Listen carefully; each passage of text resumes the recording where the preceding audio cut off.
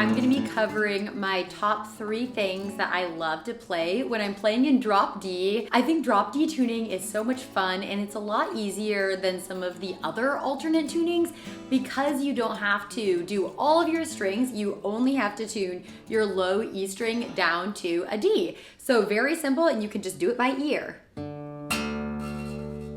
All right, so I'm just gonna jump right into it to avoid the fluff. So my first thing that I really like to do is playing open sevenths chords. So for example, I like to start here on D major seventh here. So I'm just like 7th fret, 6th fret, 7th fret here.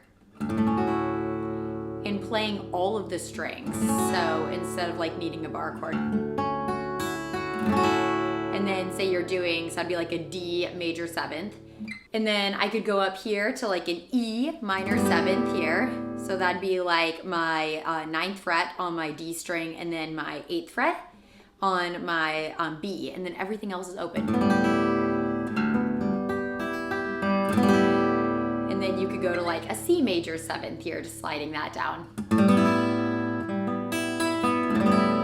But I think that those are just so pretty and just fun to play around with. You could like finger pick them here.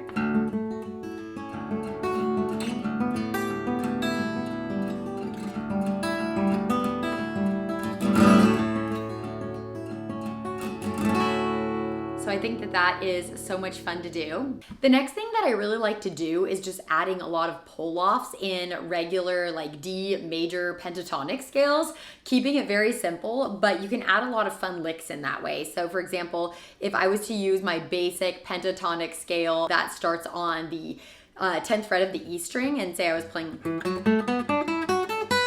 that just normal scale here, I could add in pull-offs using the open D string, kind of letting it like ring out.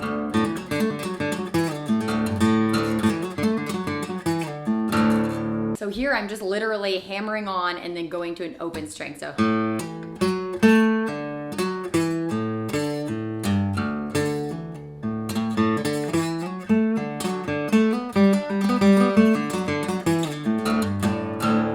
Once you kind of get into that, then it sounds very like kind of fancy and a little bit more interesting than just like a regular pentatonic noodle. My last thing that I like to do in drop D is adding in, say if I was just like playing around my D chord, a lot of playing around the bridge, because I think it can have this kind of cool like hammer dulcimer-y sound to it.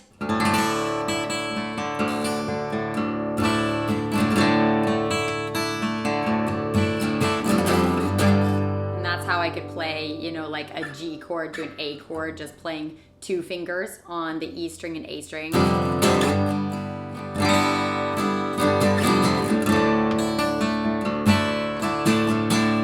So I think that that is just a fun way, if you were playing something that's country, probably wouldn't work in all genres, to just add a little bit more interest to the drop D.